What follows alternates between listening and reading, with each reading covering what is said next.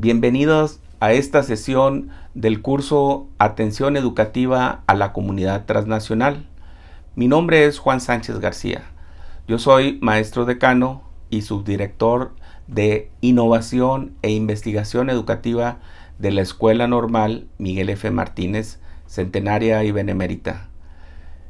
Agradezco en primer término la invitación que me ha hecho la doctora Kathleen Taselowski para participar en este curso. La presentación que voy a compartir con ustedes es acerca de la migración escolar transnacional en la formación inicial de docentes. El propósito es compartir experiencias y reflexiones sobre la migración escolar transnacional en la educación normal. Voy a abordar 4 aspectos que considero pueden ser de interés a la comunidad normalista. El primer punto es acerca de la importancia que existe el reconocer el contexto social y la diversidad en las aulas desde la formación inicial. Otro aspecto que considero puede ser también importante es acerca de las actitudes frente a la diversidad. ¿Qué opinión tienen los maestros al respecto? Luego pasaremos a un tercer punto que son sugerencias específicas de cómo cualquier maestro puede apoyar a los estudiantes transnacionales en el salón de clases. Y finalmente trataré de contestar una pregunta que es la siguiente: ¿qué podemos hacer desde la formación inicial para preparar mejor a los estudiantes normalistas en el enfoque de la interseccionalidad y de la horizontalidad que debemos tener en los salones de clase?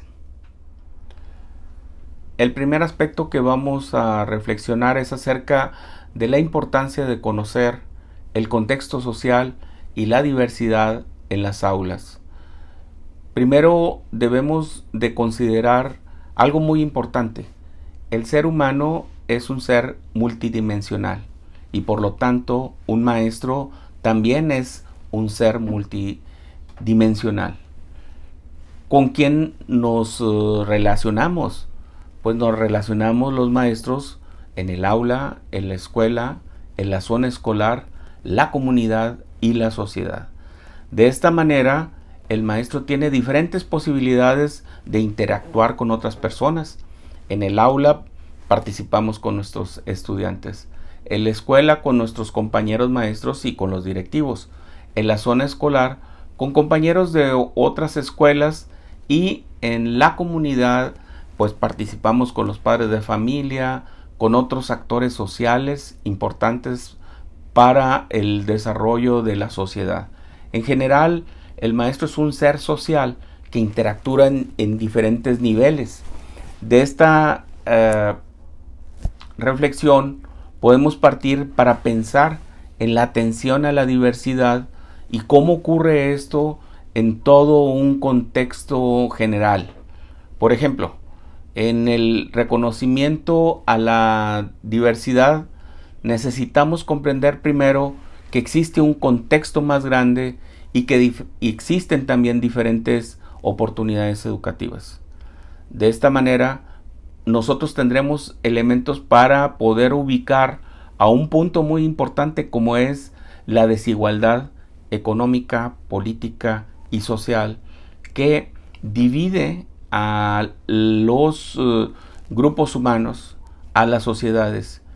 Este es un principal factor que incide en la manera en que la educación está relacionada con lo que ocurre en todo el aspecto social.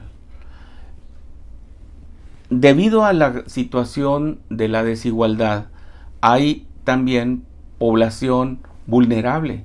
En el caso de la educación, hay una situación de riesgo de fracaso escolar. ¿Cómo se manifiesta esta desigualdad?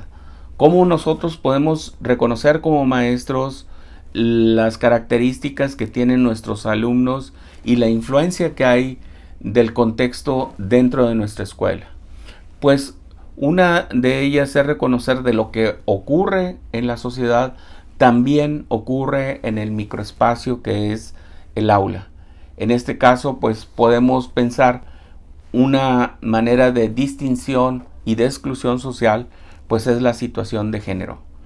El ser hombre o mujer o tener otras orientaciones sexuales, pues ocurre también en la sociedad y también esto se reproduce dentro de las escuelas. También podemos reconocer que hay personas con capacidades distintas, ¿sí? Y que tanto puede haber estudiantes discapacitados como estudiantes sobredotados en un grupo y que a todos ellos necesitamos atender en la inclusión educativa. Por otra parte, es muy frecuente, sobre todo en las zonas urbanas, en las grandes metrópolis, que existe una migración de entidades federativas, de personas de entidades federativas, hacia los centros y áreas metropolitanas. Entonces, muchos de estos personas que vienen de otros lugares, pues llegan con sus familias y llegan no nada más en forma momentánea, sino que algunos ya están decidiendo permanecer en otra ciudad. Es decir, pasan de la ciudad al campo y empieza el proceso de incorporación o integración a la sociedad.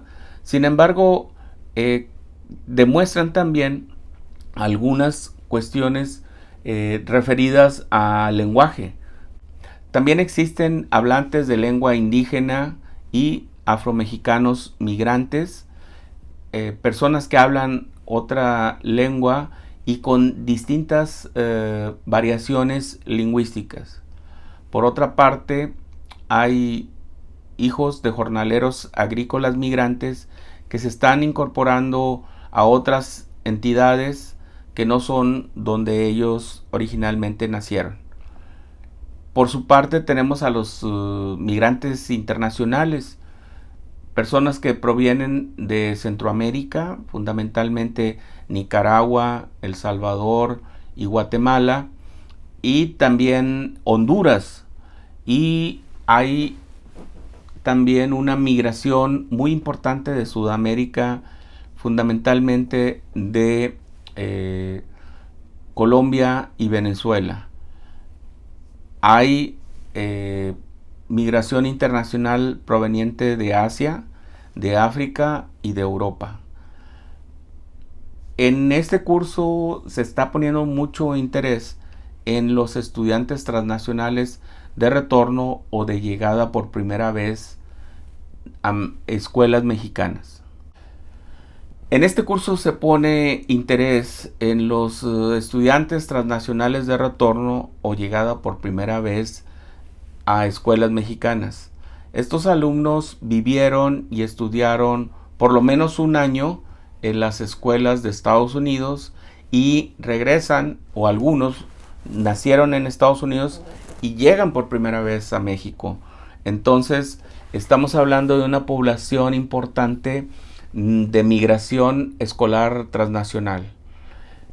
En todos estos casos que hago referencia, lo importante es reconocer que nuestras aulas son diversas y que por lo tanto los maestros debemos de estar preparados para enfrentar estas nuevas realidades.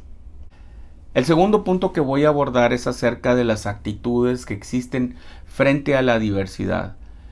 Desde mi punto de vista y también considerando algunas investigaciones que hemos desarrollado en México en los últimos 15, 16 años, se encuentra la mirada de los maestros con un formato de detractor.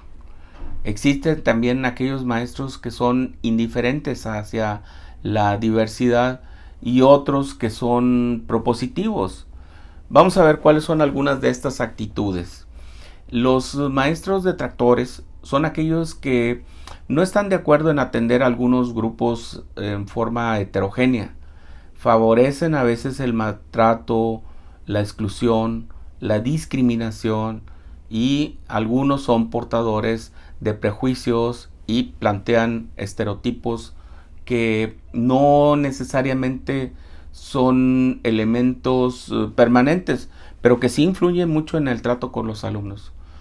Trabajan de manera monótona, repitiendo actividades, perpetuando rituales educativos, se guían por las prácticas tradicionales de enseñanza y consideran a la diversidad como un problema.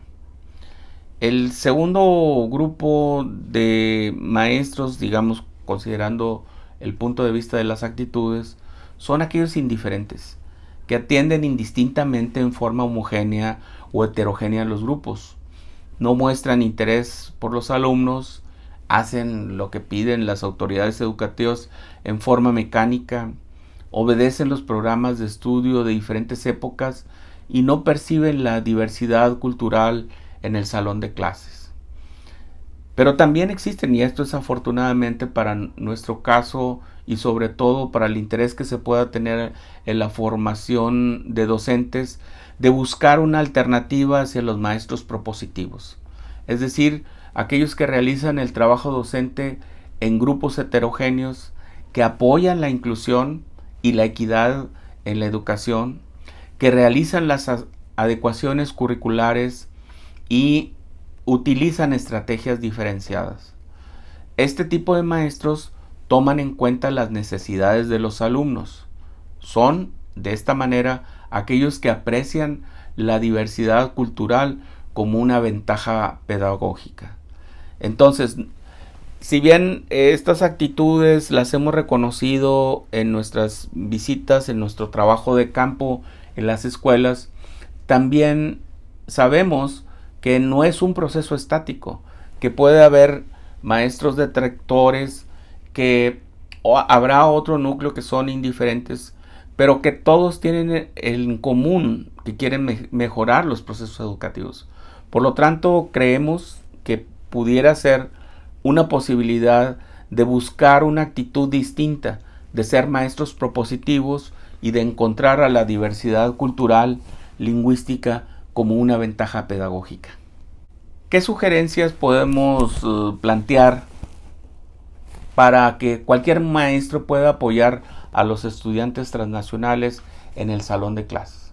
Bueno, este tercer aspecto tiene que ver, en primer término, con reconocer a los alumnos y sus contextos. Si nosotros, como maestros y también los estudiantes normalistas, toman conciencia de la importancia del contexto y de cómo éste influye en el aula y las escuelas, podemos mejorar estas condiciones y este trato que se desarrolla en las sesiones de clase. Debemos también rescatar la noción de fondos del conocimiento. Esta noción que fue desarrollada desde los 80s tiene un fundamento en la antropología cultural y que investigadores como la doctora Norma González y colegas han desarrollado. Es decir, los fondos de conocimiento es una alternativa para reconocer la importancia que existe de la herencia cultural de las familias y cómo ésta puede incorporarse al currículum. Este, sobre todo, es un aspecto muy importante para poder incorporar sugerencias, estrategias y acciones educativas que promuevan lo que se conoce en la vida, lo que está dentro de las comunidades, y de que esto es posible que se integre en el currículum. Si nosotros educamos para la vida, sería mejor reconocer las características de las familias, las características de los niños, y de esta manera trabajar los contenidos educativos. También en esta manera podemos darle una mayor continuidad a los aprendizajes. En la actualidad nos encontramos en una situación crítica derivada por la pandemia del COVID-19. En este sentido, es importante que en las escuelas se ponga interés en los aprendizajes relevantes, es decir, aquellos que nos sirvan para afrontar la problemática que va a haber